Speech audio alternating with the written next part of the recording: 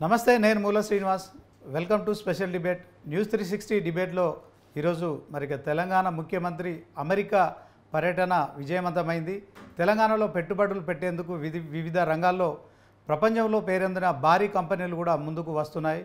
ఈ పర్యటనలో 31,532 కోట్ల రూపాయల పెట్టుబడులను సాధించి తెలంగాణ పెట్టుబడుల గమ్యస్థానంగా అమెరికాలోని పారిశ్రామికవేత్తల దృష్టిని అయితే ఆకర్షించింది.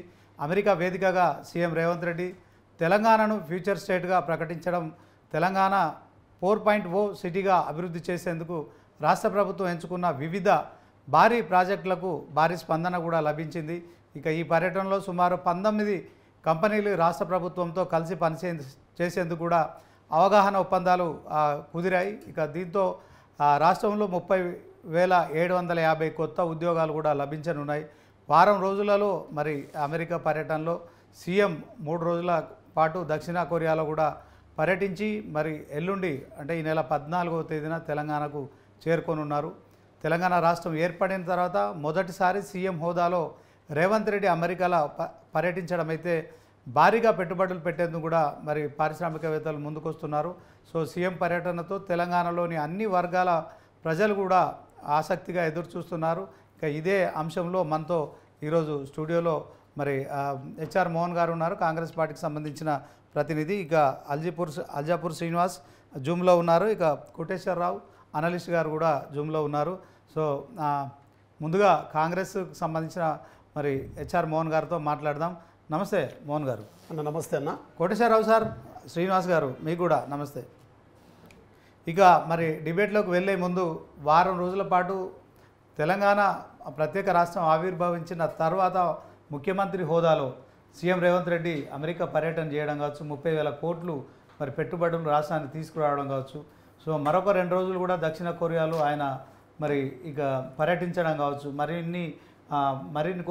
మరికొన్ని వేల కోట్ల రూపాయలు కూడా వస్తాయని మనం ఎక్స్పెక్ట్ చేయొచ్చు. సో దీంట్లో ఇది ఒకవైపు ప్రతిపక్షాలు కూడా అంటున్నాయి అప్పుల కోసం పోయినట్టు, కానీ తర్వాత ఆర్భాటం చేస్తున్నాయి అంటున్నారు. ఏం చెప్తారు శ్రీని మోహన్? నా ముందుగా న్యూస్ 360 ఛానల్ యాజమాన్యానికి, ప్రత్యేకంగా మీకు, జూమ్లో పాల్గొన్నటువంటి పెద్దలకు అందరికీ హృదయపూర్వక నమస్కారాలు. అయితే అన్న, గడిచిన 10 సంవత్సరాల నుండి రాష్ట్రం పరిస్థితి 4.5 కోట్ల ప్రజలకు అర్థమై ప్రతి సెకండ్ను 10 సంవత్సరాలు ఎంతో అనుభవించారు. ఇప్పుడు అంత నష్టాన్ని, అంత డ్యామేజ్ని మళ్ళీ దాన్ని పూడ్చాలన్న ప్రయత్నంలో ఇప్పుడు మా ముఖ్యమంత్రి గౌరవనీయ పెద్ద రేవంత్ రెడ్డి గారు అన్నట్టుగా 10 ఏళ్ళు కేవలం అది ఏంటంటే ఆ మేకపోతు గాంభీర్యంగా చూపించేసి అలా ఉన్నదంతా డొల్లాదనం చూపించారు అన్న. ఇప్పుడు దాన్ని అంతా ఫుల్ఫిల్ చేసి దాన్ని ఇల్లంతా సదురుకోవడానికి రేవంత్ అన్న గారు రాత్రింబగలు కష్టపడుతూ ఈరోజు అమెరికా ఏదైతే టూర్కి వెళ్ళారో, ఏదైతే దీనిపైన రాష్ట్రానికి పెట్టుబడులు తేవాలి, పరిశ్రమలు తీసుకురావాలన్న ఒక దృఢ సంకల్పంతో వాళ్ళు బయలుదేరి ఈరోజు నిజంగా కూడా రాష్ట్రమంతా ప్రజలందరూ కూడా చాలా సంతోషంగా గర్వించే రోజుగా నేను భావిస్తున్నాను. ఎందుకంటే దాదాపుగా 1-2 కాదన్న 19 కంపెనీలు, మల్టీ కంపెనీస్, ఇంటర్నేషనల్ కంపెనీస్ మన దగ్గర రావడానికి సిద్ధపడ్డాయి. ఒప్పందాలు కూడా అయినాయి వాటితో. అట్లాగే దాదాపు 30,750 చిల్లరగా అంటే యువత, నిరుద్యోగ యువత 10 సంవత్సరాల నుండి ఆ ఆకాంక్ష, నీళ్లు నిధులు నియామకాలు అన్న ఒక ఆకాంక్ష తెలంగాణ మనం ఏ రకంగా మనం తెచ్చుకున్నామో దానికి అనుగుణంగా ఈరోజు దాదాపుగా 30,750 చిల్లర ఉద్యోగాలు ఒక్క విజిట్ తోటే రాబోతున్నాయి ఒక్కటి. అట్లాగే పెట్టుబడులు కూడా దాదాపు 30,500 చిల్లర వేల కోట్ల రూపాయలు అవి కూడా మన రాష్ట్రానికి రాబోతున్నాయి.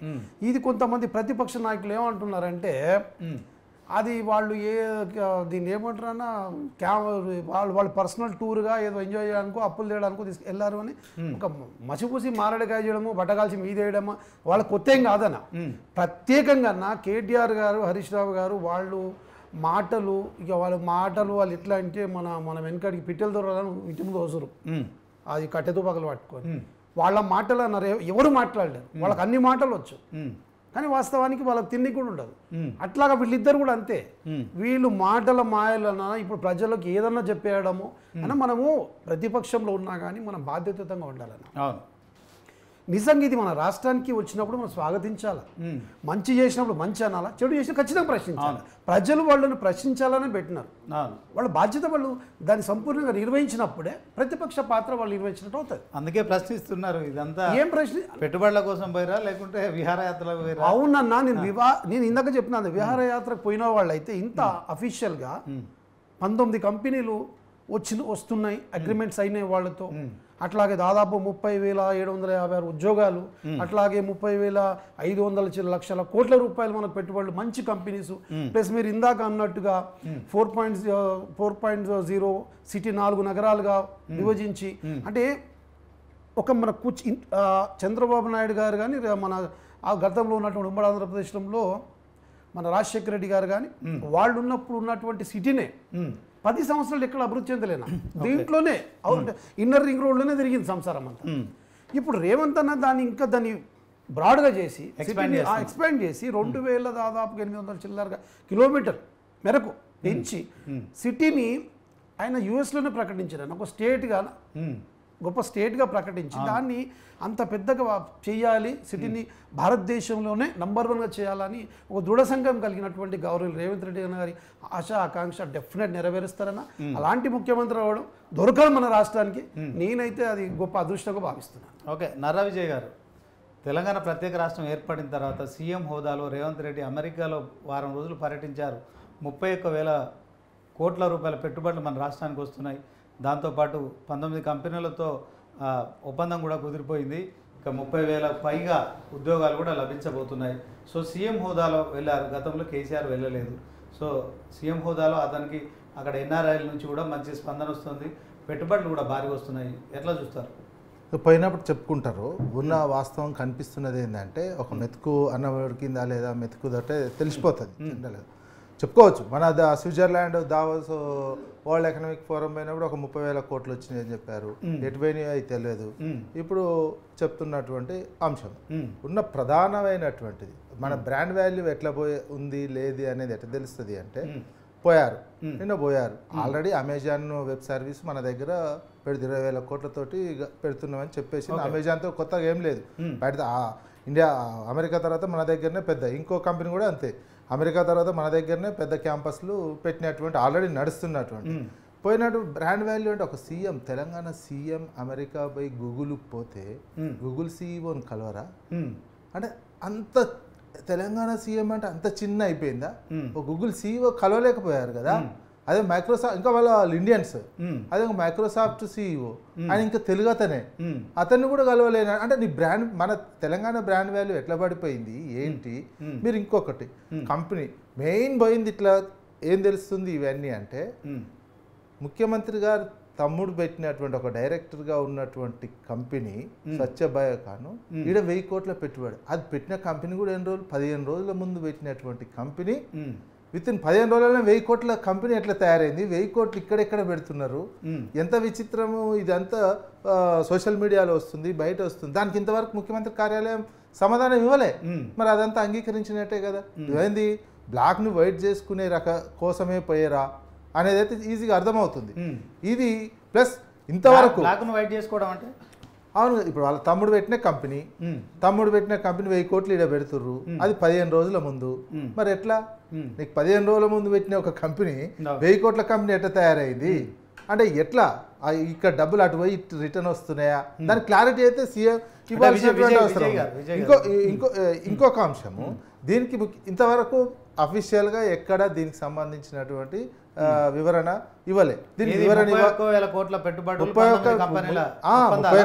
ఒప్పందాలు స్విట్జర్లాండ్ పోయి దావోస్కు పోయినప్పుడు కూడా ఇదే 30,000 కోట్లు వచ్చినాయి అని చెప్పారండి. ఎటుపోయినాయి మరి అవి ఏడా కంపెనీలు వచ్చినాయి ఎవరికి తెలియనటువంటి అంశం. అదాని మరి అదాని విషయం స్విట్జర్లాండ్లో కలిసినటువంటిది. అదాని గారి విషయం నిన్న ఎడెన్బర్గ్ రాహుల్ గాంధీ గారు దుమ్మెత్తి పోస్తున్నారు ఢిల్లీలో. ఏది సెబీ చైర్మన్కు ఉన్నటువంటి మాధవికి సంబంధించినటువంటి పెట్టుబడులు అదాని పెట్టి అనేది. మరి అదానితో ఎట్లా ఒప్పందాలు చేసుకుంటారు ఇక్కడ ఉన్నటువంటిది? మరి రాహుల్ గాంధీ ఒక విధానము, ఇక్కడ ఒక విధానమా? ప్లస్ ఏ ముఖ్యమంత్రిగా, ఎందుకంటే మా తెలుగు రాష్ట్రాల ముఖ్యమంత్రులు అమెరికా పర్యటన చేసినప్పుడు అక్కడ ఉన్న తెలుగు ఎన్ఆర్ఐస్ ఏ ముఖ్యమంత్రి మీద విమర్శలు చేయలే, అందరూ స్వాగతం. కానీ ఇక్కడ తెలంగాణకు సంబంధించిన ఎన్ఆర్ఐలే ముఖ్యమంత్రి తెలంగాణకి ఏం చేయట్లేడు, మొత్తం ఆంధ్ర వాళ్ళకే సమయ ఈ పర్యటన నడిచింది అని విమర్శ, తెలంగాణ ఎన్ఆర్ఐలు విమర్శలు చేస్తారు. ఇవన్నీ అర్థం చేసుకుంటే ఏమనిపిస్తుంది, ఇప్పుడు ఉన్నటువంటిది ఇది ఒక మామూలు పరిశ్రమల కోసం పోయినటువంటి దానిలాగానైతే అనిపించట్లేదు. మరి అది అది చెప్పుకోవాలి, ఎందుకంటే పరిశ్రమల శాఖ మంత్రి పోయి ఇంతవరకు ఒక ట్వీట్ చేయలేదు, పరిశ్రమల శాఖ మంత్రి ఇంతవరకు ఎక్కడ మాట్లాడలేదు శ్రీధర్ బాబు గారు దానికి సంబంధించినటువంటిది. నిన్న అందరు అన్న తర్వాత ఇక్కడ ఎన్ఆర్ఐలో నిరసన, తెలంగాణ ఎన్ఆర్ఐలకు సంబంధించినటువంటి నిరసన వ్యక్తం చేశారు. గతంలో ఉందా ఎప్పుడైనా? తెలంగాణ ఎన్ఆర్ఐలు నువ్వు ఆంధ్ర ఎన్ఆర్ఐలకే ఉపయోగపడే విధంగా చేస్తున్నటువంటి. అంటే విజయ్ గారు ఒక విషయం, ఇప్పుడు తెలంగాణ రాష్ట్ర ముఖ్యమంత్రిగా ఆయన గెలిచిన తర్వాత అంటే వితిన్ 8 months అయింది ఇప్పుడు ప్రభుత్వం ఏర్పడి. సో ఆయన ఒక ప్రయత్నం చేస్తున్నారు, ఒక వారం రోజులు మరి ఇక్కడ పరిపాలన ఒకవైపు కొనసాగుతోంది, 6 గ్యారెంటీల అమల్లో ముఖ్యమైనది రైతు రుణమాఫీ కూడా ప్రక్రియ కొనసాగుతోంది. మరి ఖచ్చితంగా మన తెలంగాణ రాష్ట్రం గత 10 ఏళ్ళుగా కూడా బీఆర్ఎస్ ప్రభుత్వ హయాంలో 7 లక్షల కోట్ల అప్పులైనాయి. సో వాటి వడ్డీలు కట్టడానికి మన ఆదాయం ఎక్కువ భాగం దానికే సరిపోతుంది. మరి ఇప్పుడున్న పరిస్థితుల్లో ఖచ్చితంగా యువతకు ఉద్యోగాలు కావాలన్నా పరిశ్రమల కోసమైనా పోయారు కదా, దాన్ని మీరు ఎందుకు మంచి పోవాలి, పరిశ్రమలు తీసుకురావాలి, చేయాల్సింది అది అనట్లే. మరి పోయి అది చేయట్లే కదా, పోయింది మేజర్గా ఏం కనిపిస్తుంది, తమ్ముని కంపెనీ ఇడికి తెచ్చుకోవడం. ఓకే, సరే అందులో ఒకటి కాదు, టోటల్ అదే మిగతా అమెజాన్ ఇక్కడ ఉంది ఆల్రెడీ. నువ్వు గూగుల్ పోతే ఎక్కువ ఏమైంది, గూగుల్ సీఈఓనే కలవలే కదా, గూగుల్ సీఈఓని కలిస్తే నీకేదైనా ఉంటుంది. మొత్తం గూగుల్ ఆఫీస్ ముందు ఫోటో ఒక అడుగు వేసారండి, శ్రీకారం చుట్టారు. ఇప్పుడు ఆల్రెడీ వినండి, అందుకే జనరల్గా ఆ ప్రోటోకాల్ ఆ హోదాతో ఉత్తర పోయి సందర్శన చేసి వచ్చినట్టే అనిపిస్తుంది. అందుకే కదా అనేది, నువ్వు పోతే గూగుల్ అదేవిధంగా అమెజాన్ వెబ్ సర్వీసెస్ ఇక్కడ ఆల్రెడీ ఉన్నది. గూగుల్ మైక్రోసాఫ్ట్ కూడా ఇక్కడ ఉన్నాయి. మరి ఇక్కడ ఆఫీస్ ఉన్నప్పుడు ఎక్స్పాన్షన్ కోసం పోయి చేసి సీఈఓలు ఎందుకు కలవలే, వాళ్ళు ఇండియన్సే కదా. అంటే మన తెలంగాణ బ్రాండ్ వాల్యూ ఒక సీఎం పోతే సీఈఓలు కలిసే స్థితి లేదా? అది సీఈఓలు కలిస్తే నీకు దాని తెలంగాణ వాల్యూ పెరుగుతుంది, brand value Telangana brand value పెరుగుతుంది, అదే అవుతుంది. నువ్వు సీఈఓలను కలవలేదు, మళ్ళీ అది వాళ్ళు ఇండియన్స్. ఒక అతను తెలుగు అతనే, ఇంకా సత్యనాథెల్లా అనే వ్యక్తి హైదరాబాద్ పబ్లిక్ స్కూల్లోనే చదివినటువంటి వ్యక్తి కదా, హైదరాబాద్ సంబంధం ఉన్నటువంటి వ్యక్తే కదా. మైక్రోసాఫ్ట్ ఎందుకు కలవలేదు? మరి నీకు కలవడానికి వాళ్ళు అన్నారా? దానికి సంబంధించి వివరణ ఇవ్వాలి కదా, ఎందుకు కలవలేదు? ఆయన గతంలో ఉన్నప్పుడు గత గవర్నమెంట్లో చూసినది, ఆయనే వచ్చి డైరెక్ట్ కలిసినటువంటి చూసినటువంటిది. అంటే ఈ తేడాలు కనిపిస్తున్నాయి. అంటే మీరు పెట్టుబడులు తీసుకురావాలి, ఇవన్నీ చేయాలి, మంచి పని, అది చేయాల్సిన. మీరు దావోస్కి పోయినప్పుడు ఇలే 30,000 కోట్లు వచ్చినాయి, 20,000 కోట్లు వచ్చినాయి, మరి అవి ఏమైనాయి? ఇప్పుడు దావోస్ బాగుంది, ఇట్లా ప్రమాణ స్వీకారం చేసిన కొద్ది రోజుల్లోనే దావోస్ పర్యటన పోతే పెట్టుబడులు వెల్లువలాగా వచ్చినాయి అన్నారు. మరి ఎక్కడ పోయినాయి, ఎందుకు ఉపాధి, దానికి సంబంధించిన వర్కౌట్ ఎంతవరకు అయింది? ఇంతవరకు ఎక్కడ దానికి సంబంధించిన ప్రకటన లేదు. ఇప్పుడు కూడా పోండి, తీసుకురావాలి, ఉపాధి కల్పించాలి, బ్రాండ్ వాల్యూ పెరగాలి. మన బ్రాండ్ వాల్యూ పెరుగుతుందా? పెరుగుతూ ఇప్పుడు రియల్ ఎస్టేట్ ఎందుకు పడిపోయింది? ఇప్పుడు హైదరాబాద్లో రియల్ ఎస్టేట్ మొత్తం 7 నెలల నుంచి ఎక్కడ లేస్తలేదు కదా, లేకపోతేనే మొత్తం ఎక్సైజ్ వాళ్ళకి జనరల్గా రియల్ ఎస్టేట్ ఎప్పుడు మనది హైదరాబాదు బాగా ఉంటే ప్రతిదీ బాగా పెరుగుతాయి, కొనుగోలు శక్తి, కొనుగోలు ఇతర అమ్మకాలు కొనుగోలు తగ్గిపోయింది. ఎక్కడేసిన కొంగడు అక్కడ కాదు, రియల్ ఎస్టేట్ మొత్తం పడిపోయింది కదా. రిజిస్ట్రేషన్స్ అవుతున్నాయి ఎక్కువ. మళ్ళీ ఏంది, వీళ్ళు టార్గెట్ పెట్టారు ఇవాళ ఎక్సైజ్కి సంబంధించినటువంటిది పాలసీ, వైన్స్కి సంబంధించినట్టు షాపుల వాళ్ళకు నువ్వు నెలకి ఇన్ని లక్షల మాల్ తీసుకోపోవాలి, ఇన్ని లక్షలు అమ్మాలి. టార్గెట్ పెడితే షాపులో ఏం చేస్తారు? నువ్వు షాపులో ఏంది అన్న రియల్ ఎస్టేట్ వ్యాపారం బాగా జరుగుతుంటే పార్టీలు చేసుకుంటారు, లిక్కర్ తీసుకుంటారు, అది నడుస్తుంది. మోహన్ గారు మీరు చెప్పండి, తాను ఆరోపిస్తున్నారు క్లియర్గా ఇదంతా దానికోసం కాదు, వాళ్ళ తమ్ముని కంపెనీ కోసం 15 రోజుల క్రితం పెట్టిన కంపెనీకి 1000 కోట్లు ఇవ్వడం, తర్వాత పర్సనల్ టూర్ లాగా ఉంది. సో మన తెలుగు వాళ్ళు మరి ప్రపంచాన్ని శాసిస్తున్న గూగుల్ కావచ్చు, మైక్రోసాఫ్ట్ కావచ్చు, ఈ 2 కంపెనీల సీఈఓలు తెలుగు వాళ్ళని ఎందుకు గెలవలేదు? సో మరి గతంలో కూడా దావోస్లో నుంచి 30-40 వేల కోట్లు వచ్చినాయని చెప్పారు, అవి ఎక్కడ పోయినాయి? మరి వీటికి సంబంధించిన ఆధారాలు ఏం చెప్పట్లేదు అని చెప్పి ఆరోపణలు చేస్తున్నారు, ఏమంటారు? నేను మళ్ళీ చెప్తున్నా, వీళ్ళకి తెలిసిందల్లా ఒకటే. ఓకే, ప్రభుత్వం పోయింది, 10 సంవత్సరాలు ఉన్నారు, ప్రజలు పక్కన పెట్టినారు, వాళ్ళు ఆ డైజెస్ట్ కాక నేను ఓపెన్గా చెప్తున్నాను. అంటే తను పొలిటికల్ లీడర్ కాదు, సీనియర్ జర్నలిస్ట్. లేదు, ఎవరైనా కానీ నేను కేసీఆర్ గురించి మాట్లాడుతాను, ఎవరైతే మాట్లాడుతారో వాళ్ళ గురించి మాట్లాడుతున్నాను. ఆ డైజెస్ట్ కాక ఇప్పుడున్న పరిస్థితి ఏంటంటే ఎవరైనా కొత్త ప్రభుత్వం అన్న ఓకే ఇదంతా డ్యామేజ్ చేసిపోయినారు గతంలో, ఇప్పుడు దాన్ని దిద్దుకోవాలనుక సమయం పడుతుంది. ఆ దిశగానే ముఖ్యమంత్రి రేవంత్ రెడ్డి గారు ఈరోజు బయటికి వెళ్ళారు, అమెరికాకి వెళ్ళారు. దాంట్లో అన్ని కంపెనీస్ యాజమాన్యంతో మాట్లాడడం జరిగింది. ఒక్క కంపెనీ కాదు, గూగులే కానీ మైక్రోసాఫ్టే కానీ లేకపోతే ఉన్నటువంటి ప్రపంచంలో అతిపెద్ద కంపెనీస్ ప్రతినిధులతో మాట్లాడడం జరిగింది. ఇప్పుడు అన్న చెప్పినట్టుగా ఎవరైతే సీఈఓలతో కలవలేదు, ఓకే ఫస్ట్ ఏమన్నారంటే అన్న ఆంధ్ర వాళ్ళతో ఫేవర్గా చేసినారు, తెలంగాణ వాళ్ళ ఎన్ఆర్ఐలతో కలవలేదు అని ఒక సబ్జెక్ట్ తీసుకుని నేను అనలే తెలంగాణ ఎన్ఆర్ఐస్ వాళ్ళు ప్రెస్ కాన్ఫరెన్స్ పెట్టారు, అదే అది కూడా అమెరికాలోనే, అదే వాళ్ళు చెప్పారని అంటున్నారు. అట్లాంటి మీరు ఆ విషయం ఎట్లా అన్నప్పుడు ఇప్పుడు సీఈఓలు తెలంగాణలో అంటే చెప్తున్నా నేను, మనము చెయ్యాలన్న దృక్పథం కలిగి ఉండాలి తప్ప ఆయన గెలవలేదు ఈయన గెలవలేదు వాళ్ళకి సంబంధించినటువంటి దూతలతో గెలవచ్చు కాక కదా. అవునా కదా? అయితే టాప్ కంపెనీలో టాప్ పొజిషన్ వాళ్ళతో సీఎం అనే వ్యక్తి చిన్న వ్యక్తి కాదు. ఒక రాష్ట్రానికి సీఎం అంటే సీఈఓ కంటే పెద్ద. అరే నువ్వు సీఈఓ అపాయింట్మెంట్ లేని ఆడికెట్లా పోతావు అబ్బా? ఓకే, ఒకసారి కోటేశ్వరరావు సీఈఓ అపాయింట్మెంట్ లేనటువంటిది అది బిజినెస్ డీల్ ఎట్లయితుంది?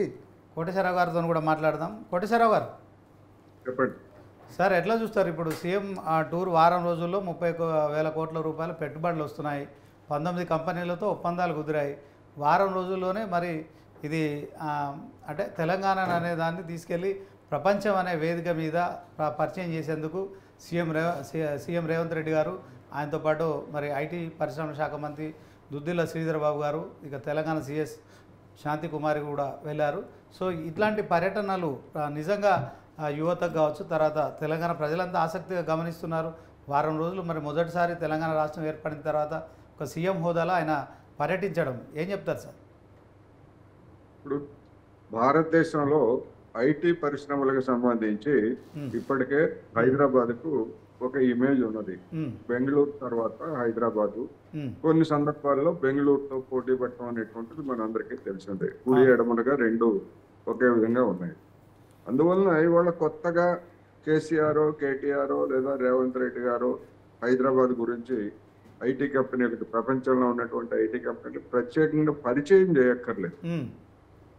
పెట్టుబడులని ఆకర్షించడానికి ఎవరు అధికారంలో ఉన్నా వాళ్ళు ప్రయత్నం చేయడం అనేటువంటిది చేయాలి, దానిలో తప్పేమీ లేదు. ఎంత మేరకు వస్తాయి ఏమిటి అనేటువంటిది అది వేరే అంశం. అందువల్ల మన విజయ్ చెప్పినట్టుగా సీఈఓలు కలవలేదు, లేకపోతే వాళ్ళు కలవలేదు, వీళ్ళు కలవలేదు, కలిసి పోవచ్చు. ఎందుకంటే ప్రతిదీ సీఈఓలే చేయక్కర్లేదుగా. పెట్టుబడుల నిర్ణయాలకు సంబంధించి సీఈఓ స్థాయిలో ఉన్నటువంటి వాళ్ళు చేస్తారు ఒకటి. అందువలన అది ఒక టెక్నికల్ ఇష్యూ. ఇక్కడ గమనించాల్సింది ఏంటంటే అమెజాన్ సీఈఓ బెజోస్ ఇండియా వచ్చాడు.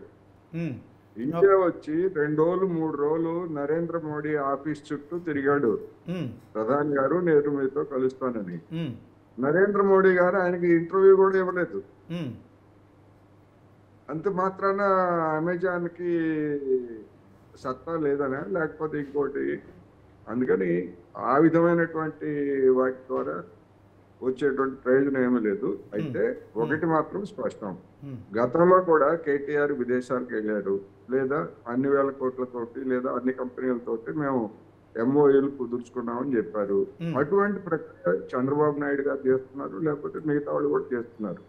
కానీ అవన్నీ ఎన్ని వాస్తవ రూపం దాల్చాయి అనేటువంటిది మనకి గీట్రాయిగా ఉండాలి.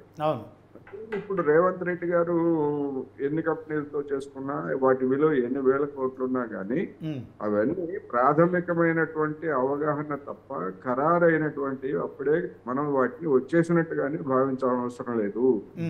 దానికి అనేకమైనటువంటి లింకులు ఉంటాయి, షరతులు వర్తిస్తాయి అన్నట్టుగా ఈ రాష్ట్ర ప్రభుత్వం ఇచ్చేటువంటి రాయితీలు ఏమిటి, లేకపోతే ఇంకా ఇతర అంశాలు ఏమిటి అనేటువంటివి కూడా అవన్నీ తేల్చుకున్న తర్వాతనే ఖరారు అవుతాయి. గతంలో కూడా జరిగింది అదే.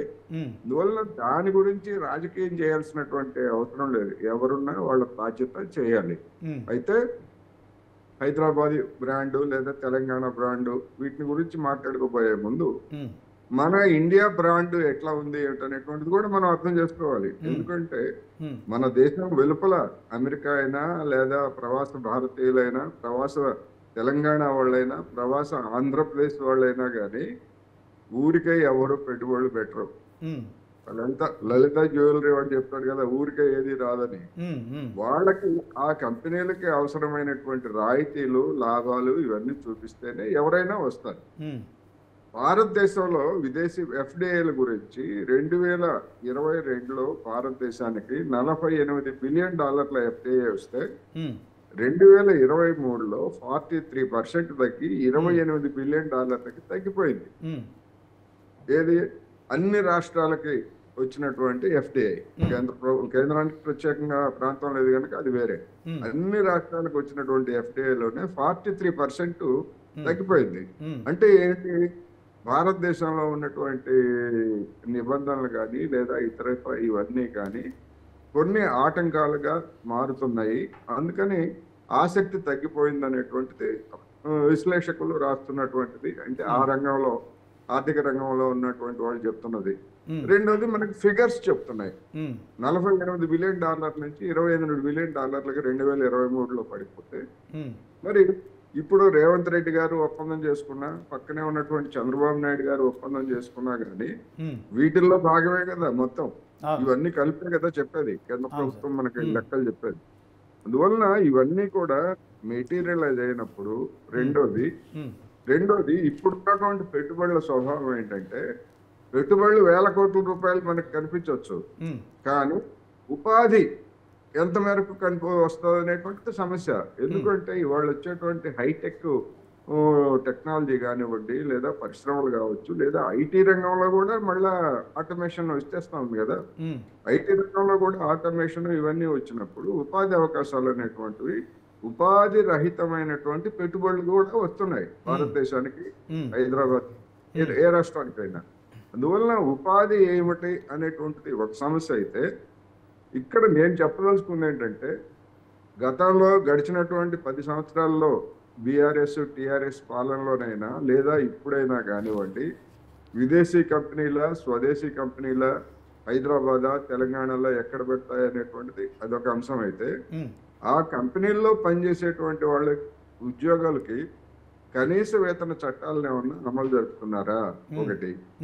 ఆల్రెడీ ఉన్నటువంటి వాళ్ళకి కనీస వేతనాల సవరణ అనేటువంటిది ఉమ్మడి రాష్ట్రంలో 2006 నుంచి 2012 లోపల జరిగినటువంటిది తప్ప బంగారు తెలంగాణలో ఒక్కసారి కూడా వేతనాలను సవరించలేదు, ఒక్క రూపాయి కూడా పెంచలేదు. అందువల్ల అది గడిచినటువంటి 10 ఏళ్లలో. పోనీ ఇప్పుడు రేవంత్ రెడ్డి గారు ఏమన్నా దాని గురించి ఏమన్నా మాట్లాడుతున్నారా అంటే, ఎక్కడ వాళ్ళ ఎన్నికల మేనిఫెస్టోలో కానీ లేదా ఇతర ప్రాధాన్యతల్లో కానీ అసంఘటిత రంగంలో ఉన్నటువంటి కార్మికులకి వేతనాలు పెంపుదల లేదా ఇటువంటివి ఏమి చెప్పట్లేదు.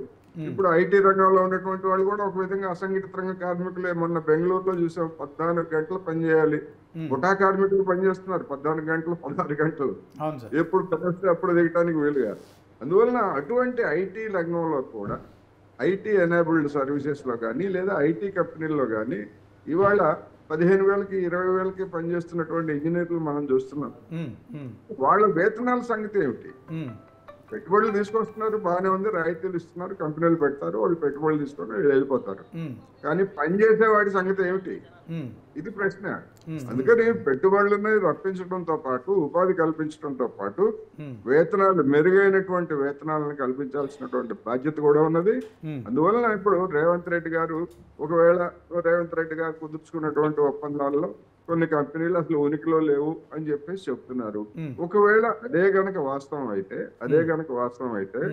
గడిచినటువంటి 10 సంవత్సరాలలో కుదుర్చుకున్నటువంటి ఎంఓయూలన్నీ, వాస్తవ రూపం దాల్చినవన్నీ, అందులో ఉనికిలోకి వచ్చినవన్నీ ఎంతమందికి ఉపాధి కల్పించారనేటువంటిది సమాచార హక్కు చట్టం ద్వారా తీసుకోవచ్చు. అదే విధంగా ఇప్పుడు రేవంత్ రెడ్డి గారు అమెరికా లేదా సౌత్ కొరియాలో చేసేటువంటి పర్యటనలో కూడా కుదుర్చుకున్నటువంటి ఒప్పందాల గురించి, వాటి గురించి ఆ విధమైనటువంటి సమాచార హక్కు చట్టం కింద తెలుసుకోవచ్చు. కానీ సోషల్ మీడియాలోనో లేకపోతే ఇతరత్ర చేసేటువంటి ఆరోపణల ప్రాతిపదికగా విమర్శలు చేస్తే దానివల్ల ప్రయోజనం లేదు. అందువల్ల ప్రయత్నాలు చేయనివ్వండి. కొన్ని సందర్భాల్లో సక్సెస్ అవుతాయి, కొన్ని సందర్భాల్లో సక్సెస్ కావు. ఓకే సార్, కోటేశ్వరరావు సార్, ఒకసారి అల్జాపూర్ శ్రీనివాస్ గారితో మాట్లాడదాం. శ్రీనివాస్ గారు, హలో శ్రీనివాస్ గారు. చెప్పండి సార్. ఇప్పుడు వీడియో ఆన్ చేయండి. హలో విజయ్ గారు చెప్పండి. ఇప్పుడు ప్రొఫెసర్ గారు చెప్తున్నారు, సారీ మా అనలిస్ట్ కోటేశ్వరరావు గారు చెప్తున్నారు. సో పెట్టుబడుల కోసం అమెరికా వెళ్ళడాన్ని స్వాగతించాల్సిందే. ఎవరైనా ఆ పోస్టులో ఉన్న వాళ్ళు ఖచ్చితంగా పెట్టుబడులు రావడం అయితే దాన్ని మనం వ్యతిరేకించేది లేదు. వాస్తవ రూపం దాల్చింది ఏది ఉందనే దాని పట్ల మనం మాట్లాడుకుంటే బెటర్ అని చెప్తున్నారు. మీరేమన్నా? వాస్తవమే కదా, అది పెట్టుబడులు తీసుకురావాలి, పోవాలి, పర్యటన చేయాలి. అది ఒక ముఖ్యమంత్రి హోదాలో ఒక హుందాగా తెలంగాణ ఇమేజ్ పెంచే విధంగా, తెలంగాణకు పెట్టుబడులు తీసుకొచ్చే విధంగా ఉండాలి. ఆ రకంగా ఉండాలి. కానీ జరిగిన నీకు 2 కంపెనీలు ఏంది 15 రోజుల క్రితమే ఎస్టాబ్లిష్ అయిపోయి అవే మేజర్. మిగతా ఏంది గూగుల్ ఈడే ఉంది, వాళ్ళు బిజినెస్ ఎక్స్పాన్షన్ ఏదైనా ఉంటే చేసుకుంటారు. మైక్రోసాఫ్ట్ ఈడే ఉంది, వాళ్ళు బిజినెస్ ఎక్స్పాన్షన్ చేసుకుంటారు. అదే అమెజాన్ ఉంది ఇక్కడ. అమెజాన్ వెబ్ సర్వీసెస్ కూడా ఈడ 20,000 కోట్లతో ఆల్రెడీ పెట్టిరు, వర్క్ స్టార్ట్ అయింది. దానికి సంబంధించినటువంటి జరుగుతుంది. అమెజాన్ ఎక్స్పాన్షన్ ఏదైనా ఉంటే అది చేసుకుంటారు. ప్లస్ నువ్వు ఇక్కడ సీఎంగా ఉండిపోతున్నటువంటి నేపథ్యంలో వాళ్ళు బిజినెస్ ఈడ చేస్తున్నారు. నీ ఓన్ ప్లేస్ హైదరాబాద్లో వాళ్ళ కంపెనీలు ఉంటే నువ్వు అక్కడికి పోతే కనీసం ఆ సీఈఓ హెడ్ నిన్ను కలవలే. అది అవమానం, తెలంగాణకు అవమానమే. అరే ఇక్కడ బిజినెస్ లేకుండానే కొత్త కంపెనీ నువ్వు యాజ్ ఎ బిజినెస్ పర్సన్ ఇక్కడ ఉన్నది. రాష్ట్రానికి హెడ్, మళ్ళీ హెడ్ అంటే చిన్న హెడ్, రాజ్యాంగబద్ధంగా ప్రజల చేత ఎన్నుకున్న ఒక ప్రభుత్వ ఉన్న జనాభా కోట్ల ఇన్ని కోట్ల జనాభాకి ప్రతినిధి. ఈ ప్రతినిధి పోతే సీఈఓ కలుస్తలేరు, ఇక్కడ బిజినెస్ చేసుకుంటా. అట్లాంటి సిచ్యువేషన్లో ఉంది మన తెలంగాణ ఇప్పుడు. ప్లస్ తెలంగాణ ఎన్ఆర్ఐలే విమర్శిస్తారు, మరి ఇంకెవరో కాదు అనేది. తెలంగాణ ఎప్పుడైనా ఏ స్టేట్ సీఎం అయినా, ఇప్పుడు గుజరాత్ సీఎం ఉన్నప్పుడు పోయినాను, గుజరాత్ వాళ్ళు అక్కడ ఉన్న పబ్లిక్ ఎవరైనా విమర్శించిరా? ఎవరు విమర్శించట్లే. అరే తెలంగాణ నుంచి పోతే తెలంగాణ ప్రజలు, అమెరికాలో ఉన్న తెలంగాణ ప్రజలు తెలంగాణ సీఎంని విమర్శించారు. గతంలో ఎన్నడూ జరగలే. గతంలో ఎప్పుడైనా జరిగిందా? గతంలో కేటీఆర్ గారు పోయినటువంటి గత ప్రభుత్వ హయాంలో పోయినటువంటి నేపథ్యంలో ఎప్పుడు అట్లాంటి విమర్శ రాలే. వాళ్ళు కలిశారు. ప్లస్ నీకు ఇవన్నీ అయినాయి, ప్రభుత్వం ఓడిపోయింది. గత ప్రభుత్వం అనేది ప్రజల ఓడిపోయింది. ఓడిపోయిన తర్వాత ఇప్పుడు కొత్త ప్రభుత్వం కదా, నువ్వు 10 ఏళ్ళ నుంచి ఏమని అది మీ చేతులు ఉంటే మీరు చెప్పొచ్చు, మీరు చెప్పాల్సింది చెప్పండి. నువ్వు పోయి తీసుకొస్తున్నది దీనికి ఏంది? మీ బ్రదర్ పెట్టినటువంటి కంపెనీలో 15 రోజుల క్రితం కంపెనీ పెట్టి 1000 కోట్ల రూపాయలు ఇక్కడ తీసుకొస్తున్నా అంటే దాన్ని ఎట్లా నమ్మాలి? అవి తీసుకొచ్చుడు ఎట్లా? ఇలా భూముల కేటాయింపుల కోసం అని అది క్లారిటీ ఇవ్వాల్సింది. ఇంకో కంపెనీ కూడా అంతే, అది కూడా 2 నెలల క్రితం ఎస్టాబ్లిష్ అయిపోయి మేము మొత్తం వీహబ్లో ఇవన్నీ పెట్టేస్తున్నాం అని అదే ఇంత మిలియన్ అని చెప్తున్నారు. మిగతా కంపెనీలు అన్నీ కాగ్నిజెంట్ ఆ కంపెనీలు కూడా చెప్పాలి వీళ్ళు కొత్తయి, ఈ 2 కొత్తయి. మిగతా అన్నీ ఏంది సాహసితంగా ఇక్కడ ఉన్నాయి వాళ్ళ బిజినెస్. అంటే కొత్త ప్రభుత్వం క్యాంపస్ తర్వాత వినండి, అమెరికా తర్వాత సెకండ్ క్యాంపస్లు హైదరాబాద్లో ఉన్నాయి ఈ పెద్ద పెద్ద కంపెనీలు. కాగ్నిజెంట్ ఆల్రెడీ ఎక్స్పాన్షన్స్ ఏదైనా అవి పెద్ద పోయినప్పుడు కనీసం ఇక్కడ బిజినెస్ చేస్తున్నటువంటి అక్కడ హెడ్లు కలవరా? అది సహజ కటసి కాదు అది. అందుకే నేను అనేది పెట్టుబడి ఇక్కడ ఉన్న ముఖ్యమంత్రిపై పెట్టుబడులు తీసుకురావాలి, మనము ఇక్కడ అభివృద్ధి జరగాలి, దానికి సంబంధించిన అన్ని చేయాల్సినటువంటి ఉంది. కానీ మభ్య పెట్టవద్దు. వాస్తవాలు నువ్వే దావస్కి పోయినావు, దావస్ 3 రోజులకే 30,000 వచ్చినాయి. వారం రోజులు పోయినాయి 30,000 అంటావు, వారం 10 రోజులు పోయినాయి 30,000 వచ్చినాయి. మరి చెప్పాలి కదా నువ్వు ఇన్ని వచ్చినాయి. ఈ అన్ని ఎంత ఉందో ఈ 2 కంపెనీలే అంతే. ఇప్పుడు వచ్చినాయి 2 కంపెనీలు మేజర్గా సొంత కంపెనీలే. ఇట్లా సొంత కంపెనీలకు పోయి పర్యటన అనేది ఎందుకు వస్తుంది? వాదన ప్రజల నుంచే వస్తుంది, అక్కడ ఎన్ఆర్ఐల నుంచి వస్తుంది. ఇది తెలంగాణ కోసం జరగట్లేదు, కొంతమంది సీమాంధ్రుల కోసమే జరుగుతుంది అనేది తెలంగాణ ఎన్ఆర్ఐలు అంటున్నారు కదా, మనం అనట్లేం. వీడు హైదరాబాద్ కూర్చున్న వాళ్ళు అనట్లేం. ఇట్లాంటి పరిస్థితి రాకుండా చూసుకోవాల్సినటువంటి బాధ్యత ఈ ప్రభుత్వానికి ఉండే. కానీ అట్లాంటి పరిస్థితి వచ్చిన తర్వాత ఇంతవరకు ఈ ఆరోపణలు వస్తుంది. ఇప్పటికే వివరణ ఇవ్వాల్సి ఉండే ఆ కంపెనీల మీద, ఇంతవరకు దానికి సంబంధించిన వివరణ ఇప్పటివరకు రాలేదు. మరి వచ్చిన తర్వాత ఇస్తారా ఏందో చూడాల్సినటువంటి అవసరం ఉంది. ఓకే, ఏం చెప్తారు మోహన్ గారు? బ్రదర్ మాటకి ఒకటే కంపెనీ పేరు తమ్ముడు అంటుండ్రు.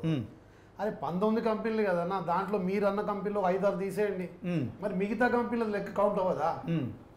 19 కంపెనీస్తో వాడు ఒప్పందాలు కుదుర్చుకున్నారు. దానికి ఒక అఫీషియల్ పేపర్ ఉంటుంది, రేపు వచ్చినాక ప్రెస్ మీట్ పెడతారు. అది ఏ కంపెనీ ఎవరు ఎంత అనేది ఒక క్లుప్తంగా వాళ్ళు చెప్తారు వచ్చినాక. అంత ఈజీగా చెప్పడానికి ఒక ముఖ్యమంత్రి అన్న రాష్ట్ర అన్న చెప్పినట్టు 4.5 కోట్ల ప్రజా ప్రతినిధి అయినా అంత ఈజీగా ప్రెస్ మీట్ పెట్టి చెప్పేసి అబద్ధాలు అయితే ఉండవు కదన్న. అవును. అబద్ధాలు అయితే ఎవరు ఊరుకోరు, తెలంగాణ ప్రజలు ఊరుకుంటారా? ఊరుకోరు. ఇంకొకటి అన్న ఇంకొక విషయం అన్నాడు, ఆయన మీద తెలంగాణలో ప్రెస్ మీట్ 100% మాది పెయిడ్ ఆర్టిస్టులు అని నేను అంటున్నాను. తెలంగాణ ఎన్ఆర్ఐల ప్రెస్ 100% టీఆర్ఎస్ కార్యకర్తలు వాళ్ళు కేటీఆర్ గారు కేసీఆర్ గారు చేయించిన పెయిడ్ ఆర్టిస్టులు అని నేను చెప్తున్నాను. అరే అన్న మనల్ని మనం గౌరవించుకోకపోతే దాని అర్థం రాజకీయంగా ఇంకేందన్నా? మన ముఖ్యమంత్రి వచ్చాడు, పార్టీలు పక్కన పెడతా, మనం దాని రెస్పాన్స్ అవ్వాలి, రిసీవ్ చేసుకోవాలి.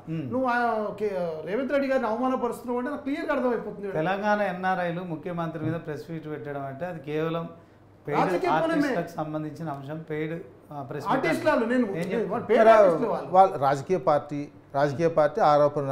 మరి గతంలో పోయినటువంటి వాళ్ళు ఇందులో కాంగ్రెస్ పార్టీకి సంబంధించిన ఆయన కూడా విమర్శ చేసిండు.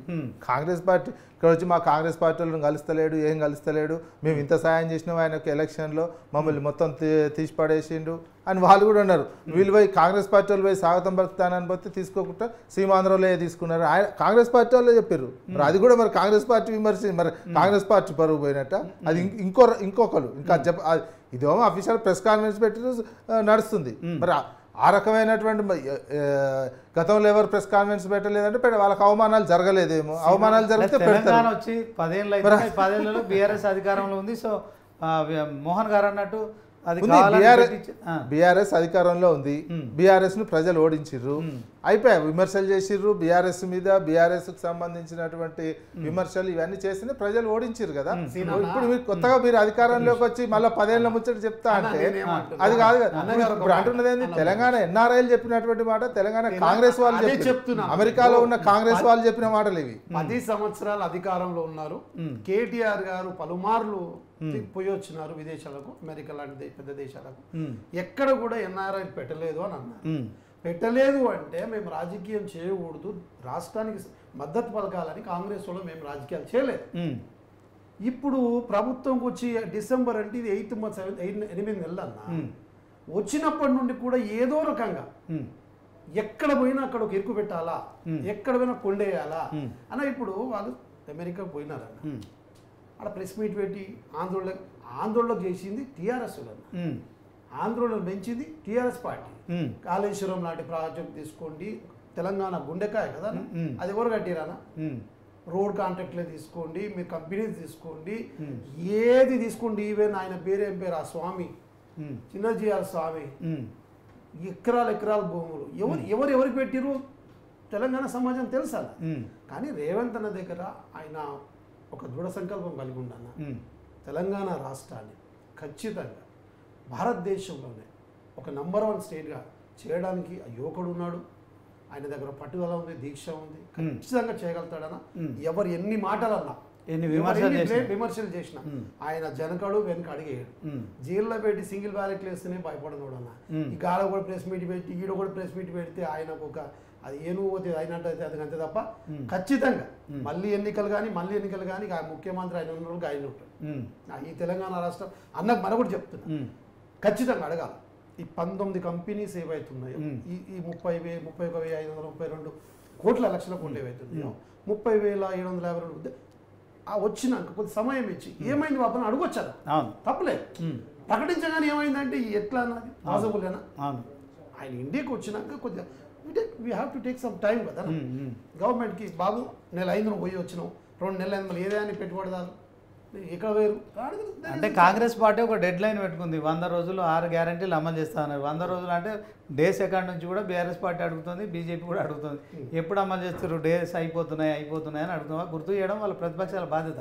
Okay, at the same time ఇప్పుడు 19 కంపెనీల్లో నిజంగానే ఆ కోటేశ్వరరావు గారితో కూడా మాట్లాడదాం సార్. మన కాంగ్రెస్ అధికార ప్రతినిధి ఆయన చెప్తున్నాడు, మన సీనియర్ జర్నలిస్టు విజయ్ గారు కూడా అంటున్నారు. సో మొత్తానికి సీఎంగా రేవంత్ రెడ్డి అమెరికా టూర్ వెళ్ళడం సరే, 1-2 కంపెనీలు ఏదో ఆరోపణలు వస్తున్నాయి. దీంట్లో కేవలం 2 కంపెనీలలో కొత్త కంపెనీలకు అగ్రిమెంట్ చేయించారని చెప్పి ఆరోపణలు చేస్తున్నారు. కానీ తెలంగాణ ఏర్పడిన తర్వాత 10 సంవత్సరాల తర్వాత ఒక సీఎంగా ఆయన అమెరికా పర్యటన చేయడాన్ని ఖచ్చితంగా మనందరం హర్షిస్తున్నాం. దీంట్లో పెట్టుబడులు వస్తాయని కూడా ఎక్స్పెక్ట్ చేస్తున్నాం. కానీ దీన్ని రాజకీయంగా విమర్శలు చేయడం కాకుండా ప్రతిపక్షాలు మరి తగిన సలహాలు సూచనలు ఇవ్వాలి.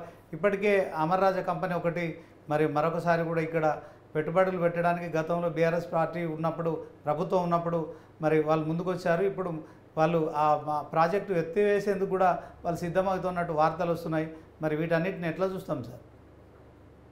ఇప్పుడు ఒక ప్రైవేట్ కంపెనీలు అనేటువంటివి లాభసాటిగా ఉంటాయి అనుకుంటే పెట్టుబడులు పెట్టడానికి ముందుకు వస్తారు. లాభసాటిగా ఉండవు అనుకుంటే మధ్యలో ఉపసంహరించుకుంటారు. వాటికి ఏమి గ్యారంటీ ఏముంటది? ప్రైవేట్ కంపెనీలకి అమర్ రాజా ఉన్నది. అమర్ రాజా కంపెనీ తోటి అమర్ రాజా కంపెనీకి చెందినటువంటి యాజమాన్యాలు ఒకటైనటువంటి గల్లా జయదేవ్ తెలుగుదేశం పార్టీ ఎంపీగా పనిచేశారు. గత 5 సంవత్సరాల్లో ఆయన వైసీపీకి రాజకీయపరమైనటువంటి ప్రత్యర్థి. మరి వాళ్ళ సొంత కంపెనీకి సంబంధించి అనేకమైనటువంటి ఇబ్బందుల్ని అక్కడ జగన్మోహన్ రెడ్డి గారి సర్కార్ కానివ్వండి, పార్టీ కానీ పెట్టిందనేటువంటి ఆరోపణలు, విమర్శలు వచ్చాయి. ఆ నేపథ్యంలో వాళ్ళు ఆంధ్రప్రదేశ్ లో కాకుండా ఎక్కడైనా మేము పెడతాము అనేటువంటి దానికి ప్రయత్నాలు చేశారు వాళ్ళు. ఇవాళ మళ్ళా ఆ పార్టీకి చెందినటువంటి తెలుగుదేశం ఆయన గల్లా జయదేవ్ వాళ్లే అధికారానికి వచ్చారు. వాళ్లే అధికారానికి వచ్చిన తర్వాత మళ్ళా అక్కడ పెట్టుబడులు పెట్టేట్లయితే వాళ్ళ పెట్టుబడులకి లాభాలు కానీ లేదా రక్షణ ఉంటుందని కానీ భావించవచ్చు. దానికి అనుగుణంగా వాళ్ళు వెనక్కిపోవచ్చు. అందువల్ల అది అటువంటి నిర్ణయాలకి తెలంగాణకి లేదా ఇక్కడ ఉన్నటువంటి రాష్ట్ర ప్రభుత్వానికి ఏమి సంబంధం? వీళ్ళేమన్నా ఎడగొట్టారా అనేటువంటిది అది రాజకీయపరమైనటువంటి ఆరోపణలు చేసుకోవచ్చు. దాన్ని ఏమి కాదట్లా. జనం తెలుసుకుంటారు అందులో ఉన్నటువంటి పసేమిటి లేదా ఏమిటి అనేటువంటి ఒకటి. ఎందుకంటే గతంలో జగన్మోహన్ రెడ్డి గారి మీద తెలుగుదేశం పార్టీ ఇదే విధమైనటువంటి ఆరోపణలు చేసింది. కంపెనీలు రాకపోతే మీ కారణంగానే, లేదా వచ్చినటువంటి కంపెనీలు బయటకు వెళ్తే మీ కారణంగానే అనేటువంటిది గడిచిన 5 సంవత్సరాలు తెలుగుదేశం ప్రచారం చేసింది. మరి అటువంటి ప్రచారం తెలంగాణలో ఉన్నటువంటి పార్టీల మీద కూడా ప్రభావం చేస్తుంది. ప్రతిపక్షాలుగా ఉన్నటువంటి పార్టీలు అలాంటి విమర్శలు అందిపుచ్చుకుంటాయి. అది వాళ్ళ ఇష్టం. అది దానికి ఎవరు ఏమీ చేయలేరు. మనమేమి తప్పు పట్టాల్సిన పని కూడా లేదు. ఎందుకంటే ప్రతిపక్షంగా రాళ్ళు వేస్తారా, పూలు వేస్తారా, ఏం వేస్తారా అనేటువంటి వాళ్ళకి సంబంధించినటువంటి అంశం. అందుకని పెట్టుబడులకు అనుకూలంగా ప్రైవేట్ పెట్టుబడులు అనేటువంటి వాటికి ఎవ్వరు ఎప్పుడు గ్యారంటీ ఇవ్వలేరు. ప్రభుత్వాలు ఇచ్చేటువంటి దోచిపెట్టేటువంటి రాయితీల పేరుతోటి దోచిపెట్టేటువంటి దాన్ని బట్టి ప్రైవేట్ కంపెనీలు వస్తాయి తప్ప ఇక్కడ పాలకులుగా ఉన్నటువంటి వాళ్ళు ఎంత పెద్దవాళ్ళు, ఎంత గొప్పవాళ్ళు అని చూసి రావు. లేదా ఇక్కడ బ్రాండ్ను బట్టి కూడా రావు. అందుకని దానికి ఉండేటువంటి పరిమితులు దానికి ఉంటాయి. వెళ్ళాయి.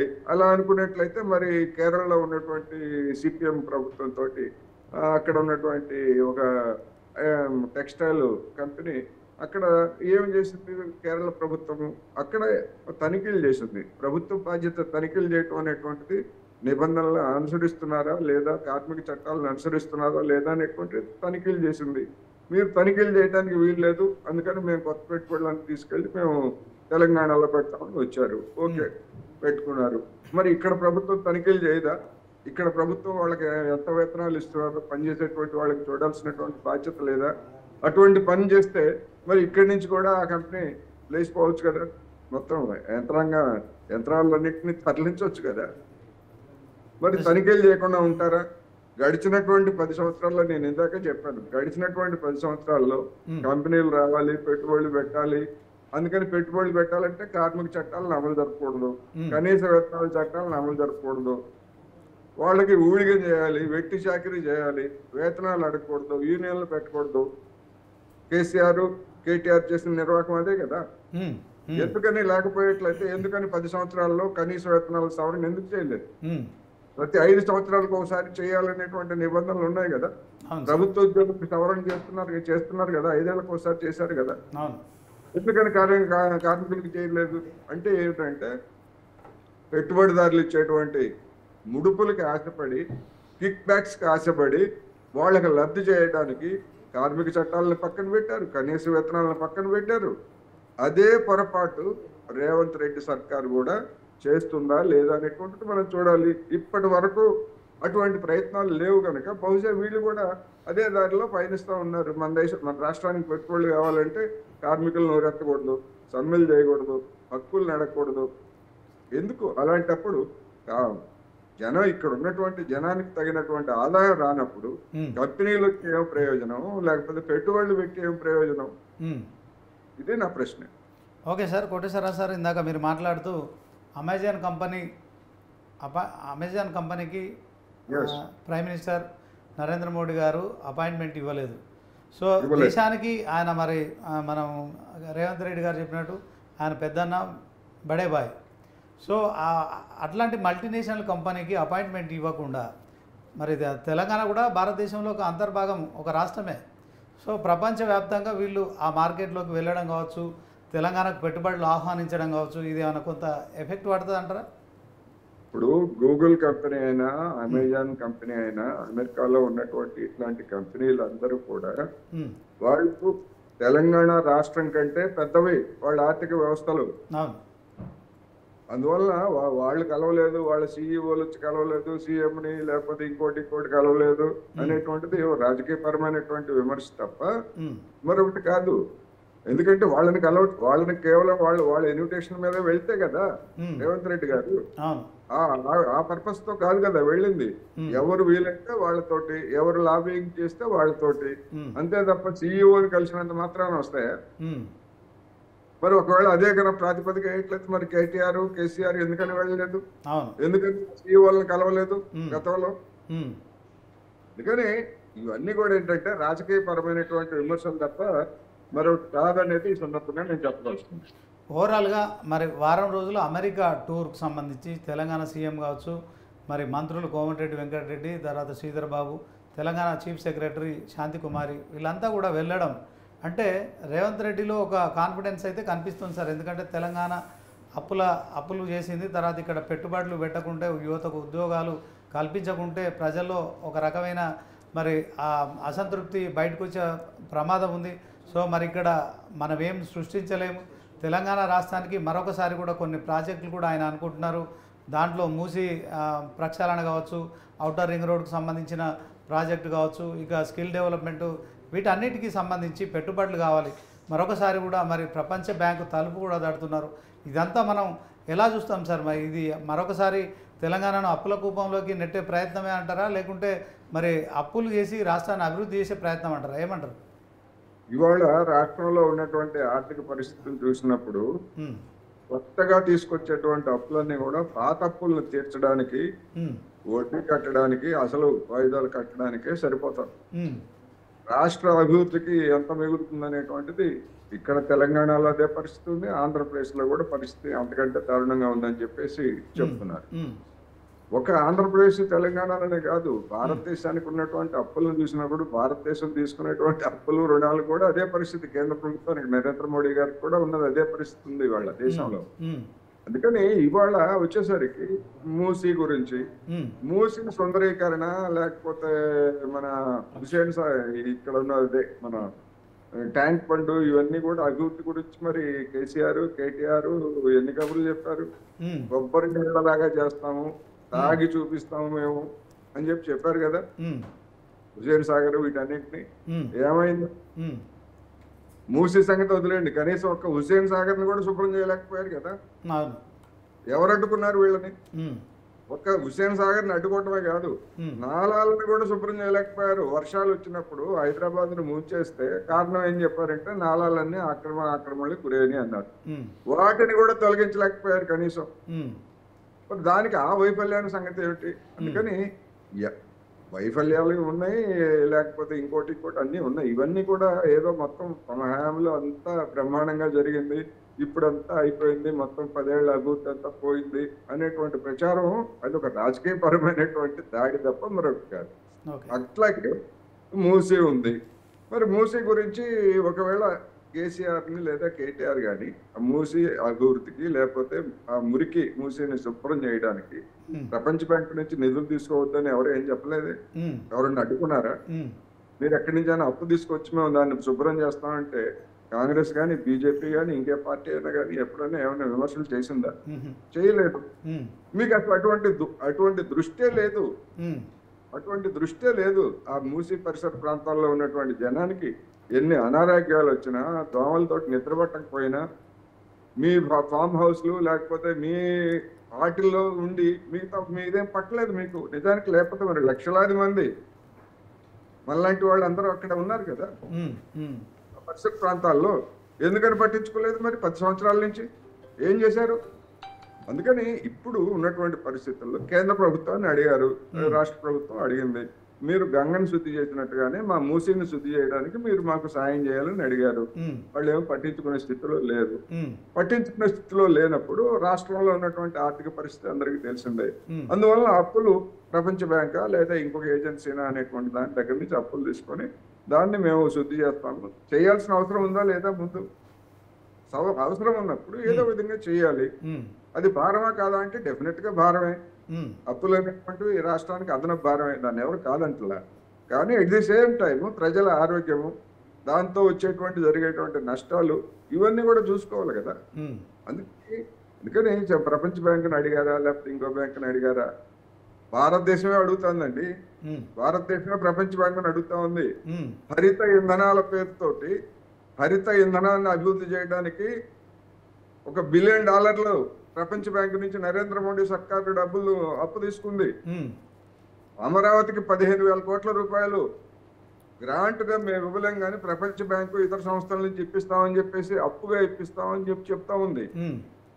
మరి అటువంటి అప్పే తెలంగాణకి మీరు అడిగారు, మూసీ ప్రాజెక్టుకి అడిగారు, మరి మీకు కూడా మేము అప్పు ఇప్పిస్తాం తీసుకుంటారా అనే మాట నిర్మలా సీతారామన్ నోటి నుంచి ఎందుకు రాలేకపోయింది?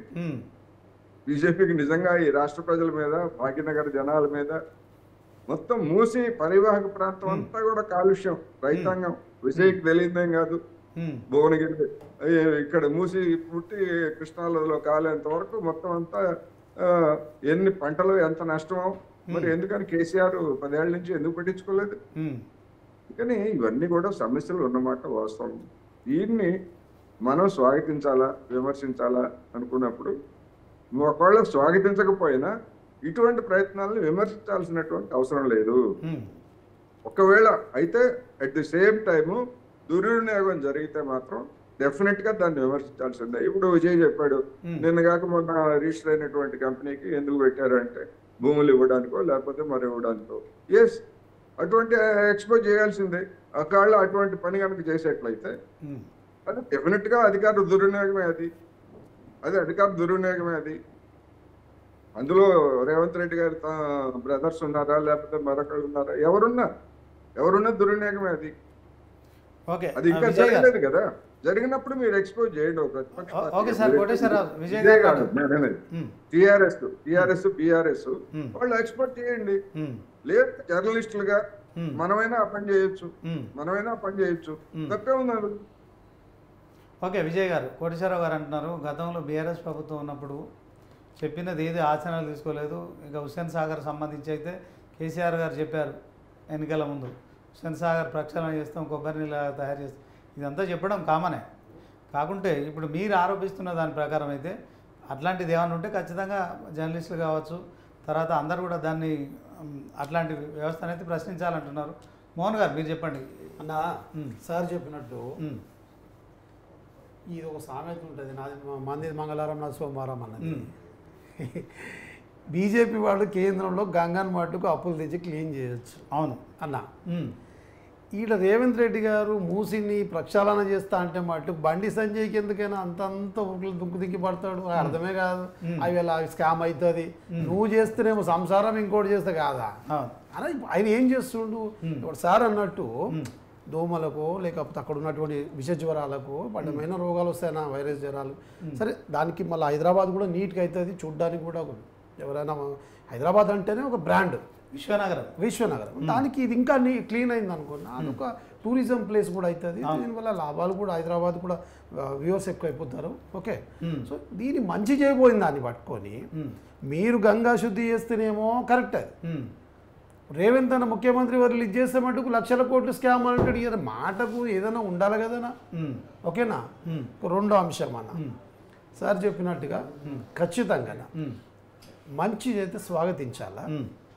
మనకి ఏదైనా అనుమానం ఉంది అన్నగారు చెప్పినట్టుగా, ఏదో దాని మీద ల్యాండ్స్ కానీ పోతున్నాయి, XYZ ముఖ్యమంత్రి తమ్ముడు, నేను పార్టీలో ఉన్నప్పటికీ కూడా తప్పు ఎవరు చేసినా దానికి ఎవరు కూడా ఏకీభవించారన్న.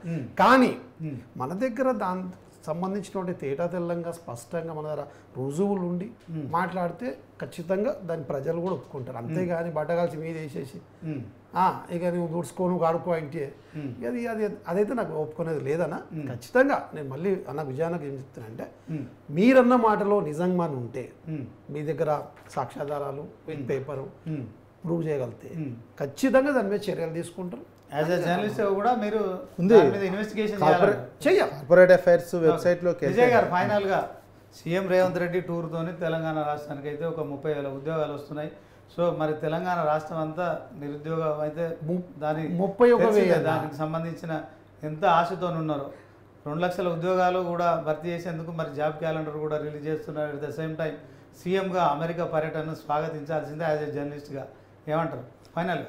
చూడండి, అమెరికా పర్యటన పోయి తీసుకొచ్చి ఇవన్నీ చేస్తే ఇంప్లిమెంటేషన్ చేస్తే మంచిదే, అది పెట్టుబడులు వచ్చినట్లయితే మంచిదే. కానీ మన బ్రాండ్ వాల్యూవే పోయే విధంగా ప్రవర్తించడము అయితే కొన్ని సందర్భంలో మంచిది కాదు. ఎందుకో మనం కార్పొరేట్ కంపెనీ అఫైర్స్ చూసిన ఆ కంపెనీ ఇన్కార్పొరేట్ అయిన డేట్ చూడండి, ఆ డైరెక్టర్లు చూడండి, పెట్టిన అడ్రస్ ఒకటి జగదీశ్వర రెడ్డి ఫిలడెల్ఫియా అడ్రస్ పెట్టారు, ఇంకో శివానంద రెడ్డి ఇక్కడ అడ్రస్ పెడితే కూడా ఏమీ లేదు. అది మనకు వెబ్సైట్లోనే దొరికిపోతుంది. వేరే అంత పెద్ద విచారణ చేయాల్సినటువంటి ఇదేం లేదు. కార్పొరేట్ అఫైర్స్లోకి పోతే వాళ్ళు ఎప్పుడు ఇన్కార్పొరేట్ అయిపోయిందో తెలుస్తున్నటువంటి అంశం ఉంది. దాని తర్వాత ఏం చర్యలు తీసుకుంటారో తీసుకోండి. ఇక మొత్తం మీద మూసీ ప్రక్షాళనకు సంబంధించి మూసీ ప్రక్షాళన ఎవరు వ్యతిరేకించట్లేరే. మూసీ ప్రక్షాళన చేయాలి, శుభ్రంగా చేయాలి, ఇదంతా చేయాలి. చేసే సందర్భంలో వీళ్ళే ఇప్పుడున్నటువంటి ప్రభుత్వం ఏం చెప్పింది, ఫస్ట్ 50,000 కోట్లు అన్నది నెలకే నెల 2 నెలలకే 70,000 అయింది. మళ్ళీ ఆ తర్వాత నెల 2 నెలలకు 1,50,000 కోట్లు అయిపోయింది. ఊరికే నోటి మాట ద్వారా 50,000 నుంచి 1,50,000 కోట్లు అయిపోయింది. అంటే ఒక వ్యూహం కానీ, ఒక ప్రణాళిక కానీ, ఒక ఇంటెన్షన్ కానీ, ఏ ఇంటెన్షన్ అనేది ఇక్కడ బయటపడుతుంది. అంటే మీరు స్టడీ చేయకుండానే ఇవన్నీ అంటున్నారా, స్టడీ చేసి అంటున్నారా, ఉత్త నోటి మాటకు కాకి లెక్కల్లాగా మాట్లాడుతున్నారా? ఒక నెల 1,50,000 కోట్లు నెల 2 నెలల్లోనే 50,000 నుంచి 1,50,000 కోట్లకు అంచనా పెడతా ఏ స్టడీ చేయకముందే ఇది అనుమానాలతో అవధిస్తున్నది. వరల్డ్ బ్యాంక్ మరి అప్పుడు చెప్పాలి, డిపిఆర్ తయారు చేసినాక డిపిఆర్ తయారు చేపిస్తున్నాము ఒక అన్నట్టు చెప్పాలి. నువ్వు ముందే డిపిఆర్కి ముందు ఒక అంచనా చెప్పినావు, సగం డిపిఆర్ ఆర్డర్ చేయకముందే నియంత్రణవే 70,000 అన్నావు, మళ్ళీ ఏది లేకముందే మధ్యలో 1,50,000 అన్నావు. ఇక డిపిఆర్ తయారు చేసినాక 2 లక్షలకు పోతుందా, 2.5 పోతుందా? అక్కడ వరల్డ్ బ్యాంక్ నేనేమంటున్నా అన్న చెప్పింది వాస్తవమే. ఓకే, మనం ఒక ఇల్లు కట్టబోతాం, మన దగ్గర 10 లక్షలు ఉంటాయి, అది ఆ 10 లక్షలకు అవ్వదన్న మాట చెప్తున్నా. అది 10కి మళ్ళీ 20 లక్షలు అయితే ఒక్క నిమిషం ప్రాజెక్ట్ అంచనా ఏం పెరిగింది. సో దాని మీద నేను ఒక్క నిమిషం ప్లీజ్. స్టార్టింగ్ ఒక్కటే నిమిషం మరొక డిబేట్ లో సమయం అయిపోయింది. థ్యాంక్ యూ పార్టిసిపేటింగ్ మోహన్ అన్న, అలాగే మరి విజయ్ అన్న, కోటేశ్వరరావు గారు, thank you very much. So ఇది ఇవాళ స్పెషల్ డిబేట్. మరి చూస్తూనే ఉండండి న్యూస్ 360, నిజం ఆలోచన మారుస్తుంది.